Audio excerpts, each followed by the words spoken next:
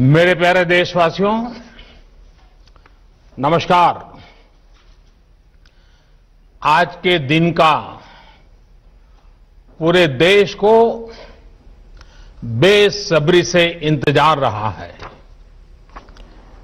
कितने महीनों से देश के हर घर में बच्चे, बूढ़े, जवान सभी की जुबान पर यही सवाल था कि कोरोना की वैक्सीन कब आएगी।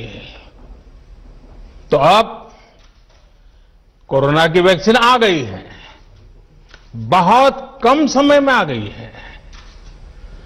अब से कुछ ही मिनट बाद भारत में दुनिया का सबसे बड़ा टीकाकरण अभियान शुरू होने जा रहा है। मैं सभी देशवासियों को इसके लिए बहुत बहुत बधाई देता हूं। आज वो वैज्ञानिक, वैक्सीन रिसर्च से जुड़े अनेकों लोग विशेष रूप से प्रशंसा के हकदार हैं, जो बीते कई महीनों से कोरोना के खिलाफ वैक्सीन बनाने में जुटे थे, दिन रात जुटे थे। न उन्होंने त्योहार देखा है, न उन्होंने दिन देखा है, न उन्होंने रात देखी है। आमतौर पर एक वैक्सीन बनाने में बरसों लग जाते हैं, लेकिन इतने कम समय में एक नहीं, दो मेड इन इंडिया वैक्सीन तैयार हुई है। इतना ही नहीं, कई और वैक्सीन पर भी काम तेज गति से चल रहा है। ये भारत के सामर्थ्य, भारत की वैज्ञानिक दक्षता, भारत के टैलेंट का जीता जागता सबूत है। ऐसी ही उपलब्धियों के लिए राष्ट्रकवि रामधारी सिंह दिनकर जी ने कहा था, मानव जब जोर लगाता है, पत्थर पानी बन जाता है। भाइयों और बहनों, भारत का टीकाकरण अभियान बहुत ही मानवीय और महत्वपूर्ण सिद्धांतों पर आधारित है। जिसे सबसे ज्यादा जरूरी है, उसे सबसे पहले कोरोना का टीका लगेगा। जिसे कोरोना संक्रमण का रिस्क सबसे ज्यादा है, उसे पहले टीका लगेगा। जो हमारे डॉक्टर्स हैं, नर्सेस हैं, अस्पताल में सफाई कर्मी हैं, मेडिकल, पैरामेडिकल स्टाफ हैं, वो कोरोना की वैक्सीन के सबसे पहले हकदार हैं।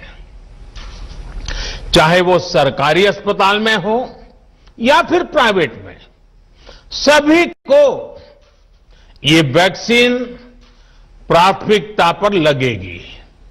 इसके बाद उन लोगों को टीका लगाया जाएगा जिन पर जरूरी सेवाओं और देश की रक्षा या कानून व्यवस्था की जिम्मेदारी है।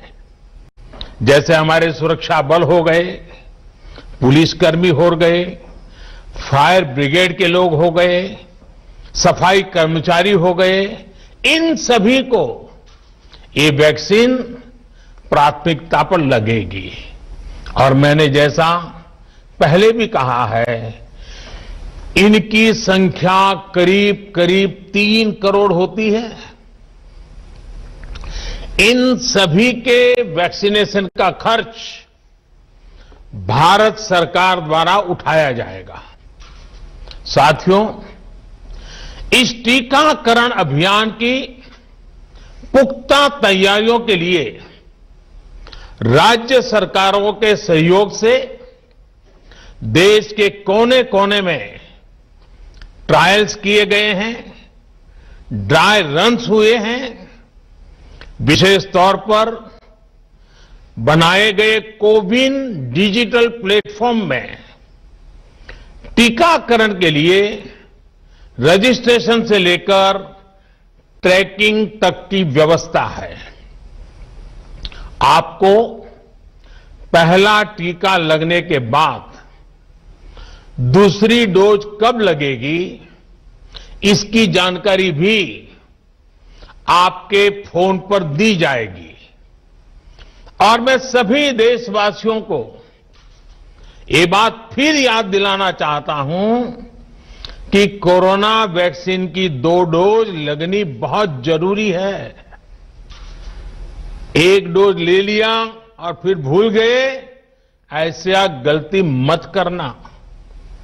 और जैसा एक्सपर्ट्स कह रहे हैं, पहली और दूसरी डोज के बीच लगभग 1 महीने का अंतराल भी रखा जाएगा।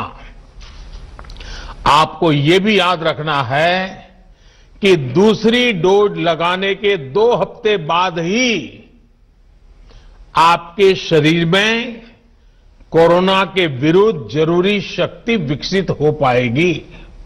इसलिए टीका लगते ही आप असावधानी बरतने लगें, मास्क निकाल कर रख दें, 2 गज की दूरी भूल जाएं, ये सब मत करिएगा। मैं प्रार्थना करता हूं, मत करिएगा। और मैं आपको एक और चीज बहुत आग्रह से कहना चाहता हूं। जिस तरह धैर्य के साथ आपने कोरोना का मुकाबला किया, वैसे ही धैर्य अब वैक्सीनेशन के समय भी दिखाना है। साथियों, इतिहास में इस प्रकार का और इतने बड़े स्तर का टीकाकरण अभियान पहले कभी नहीं चलाया गया है। ये अभियान कितना बड़ा है, इसका अंदाज आप सिर्फ पहले चरण से ही लगा सकते हैं। दुनिया के 100 से भी ज्यादा ऐसे देश हैं जिनकी संख्या 3 करोड़ से कम है, और भारत वैक्सीनेशन के अपने पहले चरण में ही 3 करोड़ लोगों का टीकाकरण कर रहा है। दूसरे चरण में हमें इसको 30 करोड़ की संख्या तक ले जाना है। जो बुजुर्ग हैं, जो गंभीर बीमारी से ग्रस्त हैं, उन्हें वो अगले चरण वाले चरण में टीका लगेगा।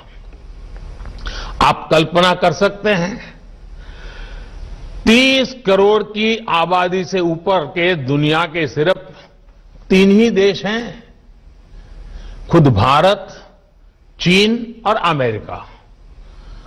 और कोई भी देश ऐसा नहीं है जिनकी आबादी इनसे ज्यादा हो। इसलिए भारत का टीकाकरण अभियान इतना बड़ा है, और इसलिए ये अभियान भारत के सामर्थ्य को दिखाता है। और मैं देशवासियों को एक और बात कहना चाहता हूं। हमारे वैज्ञानिक, हमारे एक्सपर्ट्स जब दोनों मेड इन इंडिया वैक्सीन की सुरक्षा और प्रभाव को लेकर आश्वस्त हुए, तभी उन्होंने इसके इमरजेंसी उपयोग की अनुमति दी है।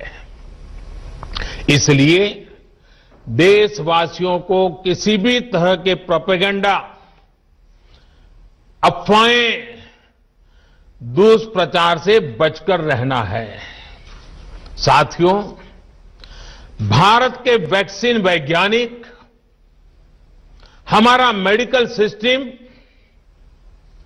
भारत की प्रक्रिया की पूरे विश्व में बहुत विश्वसनीयता है और पहले से है। हमने ये विश्वास अपने ट्रैक रिकॉर्ड से हासिल किया है। मेरे प्यारे देशवासियों, हर हिंदुस्तानी इस बात का गर्व करेगा कि दुनिया भर के करीब 60% बच्चों को जो जीवन रक्षक टीके लगते हैं वो भारत में ही बनते हैं। भारत की सख्त वैज्ञानिक प्रक्रियाओं से ही होकर के गुजरते हैं। भारत के वैज्ञानिकों को और वैक्सीन से जुड़ी हमारी विशेषज्ञता पर दुनिया का ये विश्वास made in India corona vaccine में और मजबूत होने वाला है। इसकी कुछ और खास बातें हैं जो आज मैं देशवासियों को जरूर बताना चाहता हूं। ये भारतीय वैक्सीन विदेशी वैक्सीनों की तुलना में बहुत सस्ती हैं और इनका उपयोग भी उतना ही आसान है। विदेश में तो कुछ वैक्सीन ऐसी हैं जिसकी एक डोज 5,000 रुपया तक में है और जिसे -70 डिग्री तापमान में फ्रीज में रखना होता है। -70 डिग्री। वहीं भारत की वैक्सीन्स ऐसी तकनीक पर बनाई गई हैं जो भारत में बरसों से ट्राइड और टेस्टेड है। ये वैक्सीन स्टोरेज से लेकर ट्रांसपोर्टेशन तक भारतीय स्थितियों और परिस्थितियों के अनुकूल है। यही वैक्सीन अब भारत को कोरोना के खिलाफ लड़ाई में निर्णायक जीत दिलाएगी। साथियों, कोरोना से हमारी लड़ाई आत्मविश्वास और आत्मनिर्भरता की रही है। इस मुश्किल लड़ाई से लड़ने के लिए हम अपने आत्मविश्वास को कमजोर नहीं पड़ने देंगे। ये प्रण हर भारतीय में दिखाई दिया है। संकट कितना ही बड़ा क्यों न हो, देशवासियों ने कभी आत्मविश्वास खोया नहीं। जब भारत में कोरोना पहुंचा तब देश में कोरोना टेस्टिंग की एक ही लैब थी। हमने अपने सामर्थ्य पर विश्वास रखा और आज 2300 से ज्यादा लैब्स का नेटवर्क हमारे पास है। शुरुआत में हम mask, PPE kit, testing kits, ventilators जैसे जरूरी सामान के लिए भी विदेशों पर निर्भर थे। आज इन सभी सामानों के निर्माण में हम आत्मनिर्भर हो गए हैं और इनका निर्यात भी कर रहे हैं। आत्मविश्वास और आत्मनिर्भरता की इसी ताकत को हमें टीकाकरण के इस दौर में भी सशक्त कर रहा है। साथियों, महान तेलुगु कवि श्री गुराजाड़ा अप्पा राव ने कहा था, सौंत लाभम कौंत मानुको, सौंत लाभ कौंत मानुको, पौरु गुवाडिकी तोड़ू पाड़बोए, देश मंटे मट्टी कादोई, देश मंटे मनुष्य लोय। यानी हम दूसरों के काम आए, ये निस्वार्थ भाव हमारे भीतर रहना चाहिए। राष्ट्र सिर्फ मिट्टी, पानी, कंकड़, पत्थर से नहीं बनता, बल्कि राष्ट्र का अर्थ होता है हमारे लोग। कोरोना के विरुद्ध लड़ाई को संपूर्ण देश ने इसी भावना के साथ लड़ा है। आज जब हम बीते साल को देखते हैं तो एक व्यक्ति के रूप में, एक परिवार के रूप में, एक राष्ट्र के रूप में हमने बहुत कुछ सीखा है, बहुत कुछ देखा है, जाना है, समझा है। आज भारत जब अपना टीकाकरण अभियान शुरू कर रहा है तो मैं उन दिनों को भी याद कर रहा हूं। कोरोना संकट का वो दौर जब हर कोई चाहता क्या कि कुछ करें, लेकिन उसको उतने रास्ते नहीं सूझते थे। सामान्य तौर पर बीमारी में पूरा परिवार बीमार व्यक्ति की देखभाल के लिए जुट जाता है, लेकिन इस बीमारी ने तो बीमार को ही अकेला कर दिया। अनेकों जगह पर छोटे छोटे बीमार बच्चों को मां से दूर रहना पड़ा।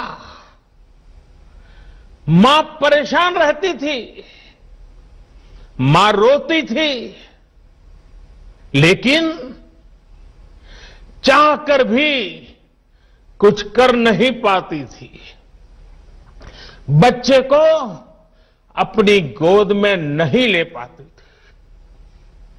कहीं बुजुर्ग पिता अस्पताल में अकेले अपनी बीमारी से संघर्ष करने को मजबूर थे। संतान चाहकर भी उसके पास नहीं जा पाती थी। जो हमें छोड़कर चले गए, उनको परंपरा के मुताबिक वो विदाई भी नहीं मिल सकी जिसके वो हकदार थे।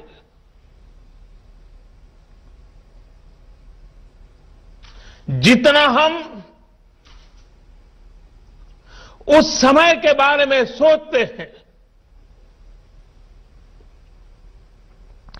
मन सिहर जाता है, उदास हो जाता है। लेकिन साथियों, संकट के उसी समय में, निराशा के उसी वातावरण में कोई आशा का भी संचार कर रहा था। हमें बचाने के लिए अपने प्राणों को संकट में डाल रहा था। हमारे doctor, nurse, paramedical staff, ambulance driver, ASHA worker, सफाई कर्मचारी, पुलिस के साथी और दूसरे फ्रंटलाइन वर्कर्स, उन्होंने मानवता के प्रति अपने दायित्व को प्राथमिकता दी। इनमें से अधिकांश तब अपने बच्चों, अपने परिवार से दूर रहे, कई कई दिन तक घर नहीं गए।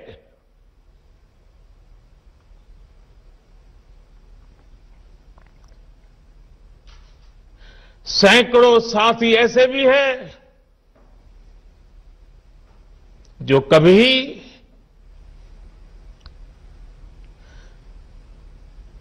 घर वापस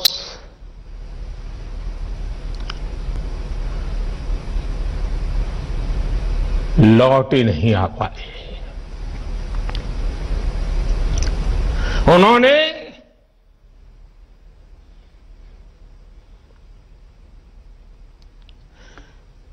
एक एक जीवन को बचाने के लिए अपना जीवन आहुत कर दिया। इसलिए आज कोरोना का पहला टीका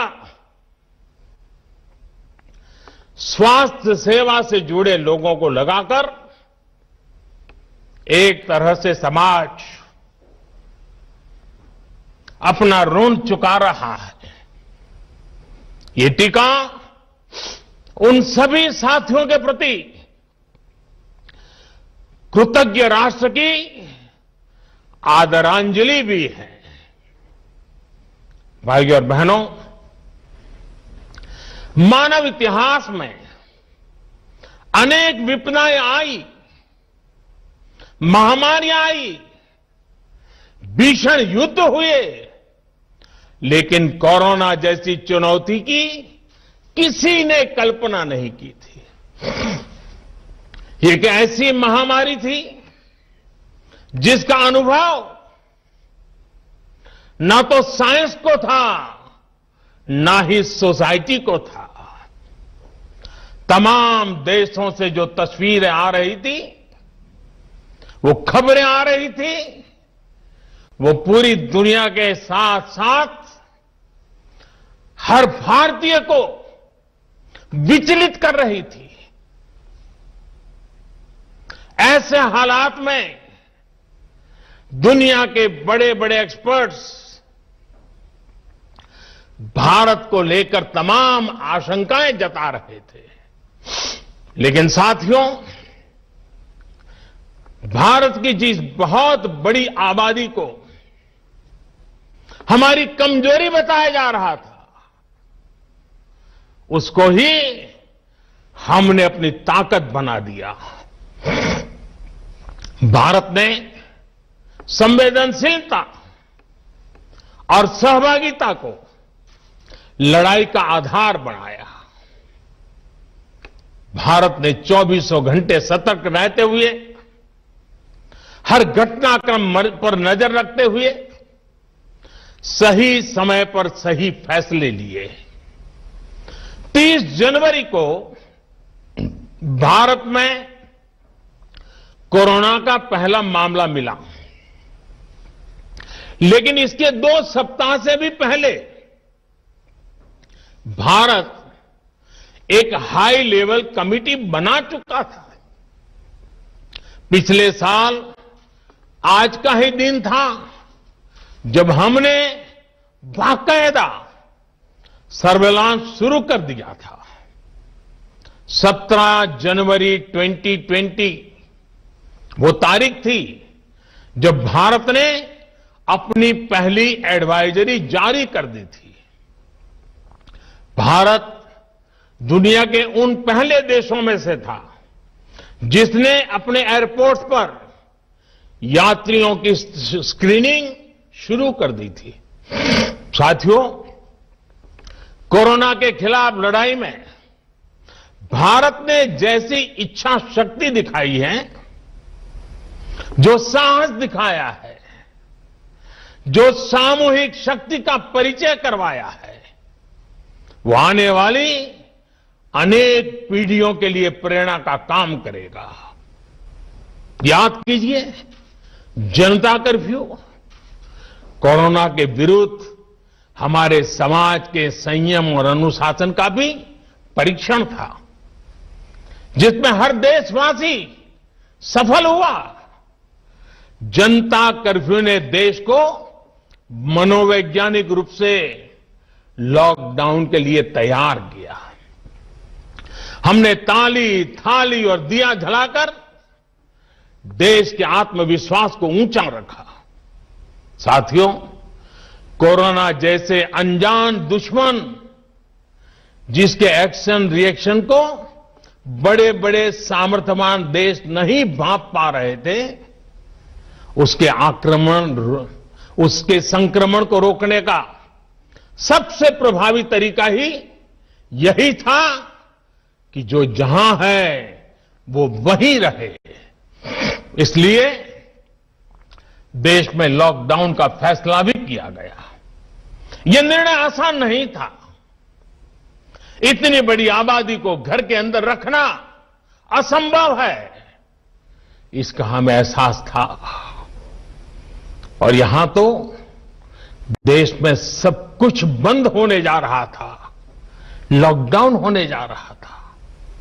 इसका लोगों की रोजी रोटी पर क्या प्रभाव पड़ेगा, अर्थव्यवस्था पर क्या प्रभाव पड़ेगा, इसका आकलन भी हमारे सामने था। लेकिन देश ने जान है तो जहान है के मंत्र पर चलते हुए प्रत्येक भारतीय का जीवन बचाने को सर्वोच्च प्राथमिकता दी। और हम सभी ने ये देखा है कि कैसे तुरंत ही पूरा देश, पूरा समाज इस भावना के साथ खड़ा हो गया। अनेकों बार छोटी छोटी लेकिन महत्वपूर्ण चीजों की जानकारी देने के लिए मैंने भी अनेक बार देशवासियों के साथ सीधा संवाद किया। एक तरफ जहां गरीबों को मुफ्त भोजन की व्यवस्था की गई, तो वहीं दूध, सब्जी, राशन, गैस, दवा ऐसी जरूरी चीजों की सुचारू आपूर्ति सुनिश्चित की गई। देश में व्यवस्थाएं ठीक से चले, इसके लिए गृह मंत्रालय ने 24/7 कंट्रोल रूम शुरू किया, जिस पर हजारों कॉल्स का जवाब दिया गया, लोगों को समाधान दिया गया। साथियों, कोरोना के विरुद्ध इस लड़ाई में हमने कदम कदम पर दुनिया के सामने उदाहरण प्रस्तुत किया है। ऐसे समय में जब कुछ देशों ने अपने नागरिकों को चीन में बढ़ते कोरोना के बीच छोड़ दिया था, तब भारत चीन में फंसे हर भारतीय को वापस लेकर आया। और सिर्फ भारत के ही नहीं, हम कई दूसरे देशों के नागरिकों को भी वहां से वापस निकाल करके लाए। कोरोना काल में वंदे भारत मिशन के तहत 35 लाख से ज्यादा भारतीयों को विदेशों से भारत लाया गया। मुझे याद है, एक देश में जब भारतीयों को टेस्ट करने के लिए मशीनें कम पड़ रही थी, तो भारत ने पूरी टेस्टिंग लैब यहां से वहां भेज करके उसको वहां सजाया, लगाया, ताकि वहां से भारत आ रहे लोगों को टेस्टिंग की दिक्कत ना हो।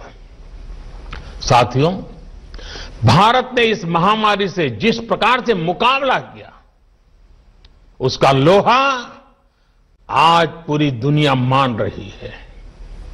केंद्र और राज्य सरकारें, स्थानीय निकाय, हर सरकारी संस्थान, सामाजिक संस्थाएं कैसे एकजुट होकर बेहतर काम कर सकते हैं, ये उदाहरण भी भारत ने दुनिया के सामने रखा।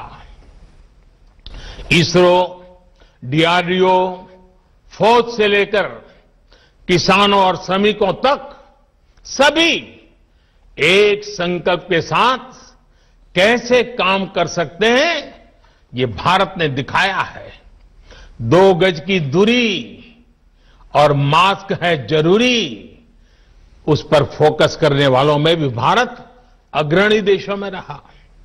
भाई और बहनों, आज इन्हीं सब प्रयासों का परिणाम है कि भारत में कोरोना से होने वाली मृत्यु की दर कम है और ठीक होने वालों की दर बहुत अधिक है। देश के कई जिले ऐसे हैं जहां एक भी व्यक्ति को हमें कोरोना की वजह से खोना नहीं पड़ा। इन जिलों में हर व्यक्ति कोरोना से ठीक होने के बाद अपने घर पहुंचा है।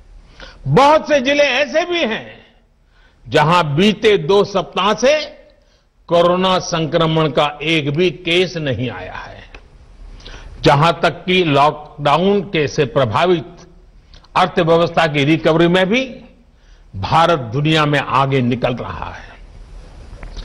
भारत उन गिने चुने देशों में है जिसने मुश्किल के बावजूद दुनिया के 150 से ज्यादा देशों में जरूरी दवाएं और जरूरी मेडिकल सहायता पहुंचाई।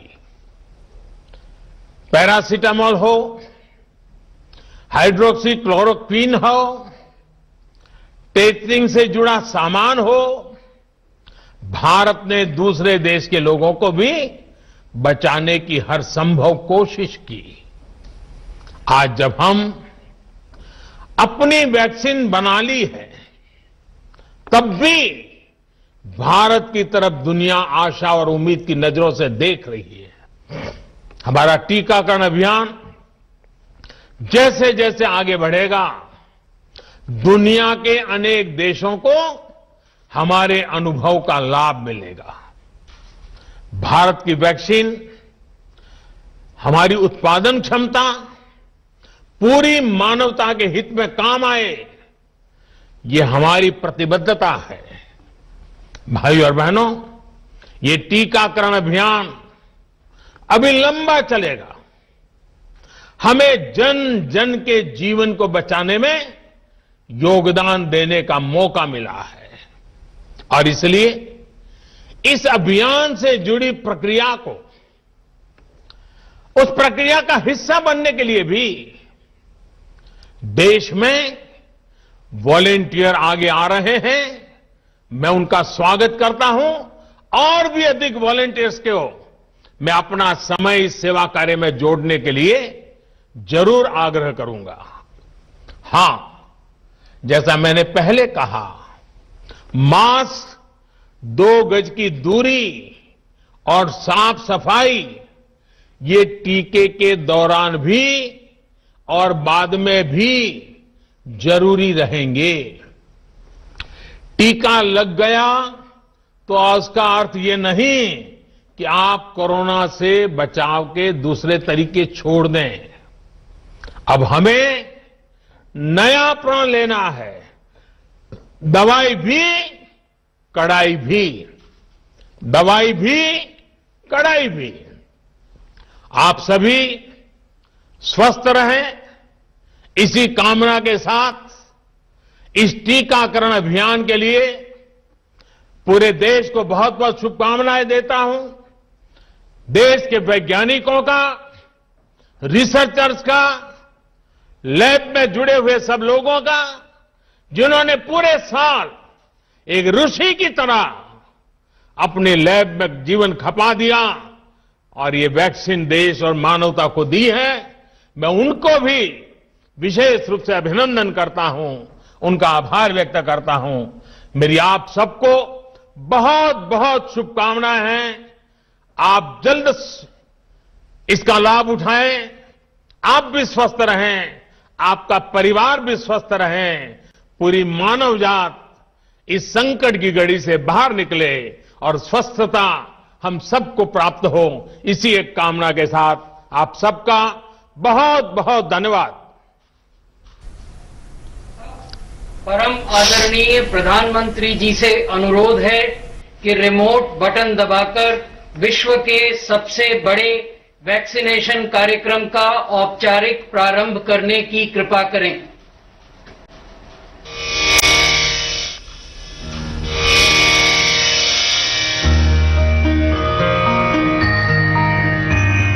सर्वे भवन्तु सुखिनः, सर्वे सन्तु निरामयाः, सर्वे भवन्तु सुखिनः, सर्वे सन्तु निरामयाः।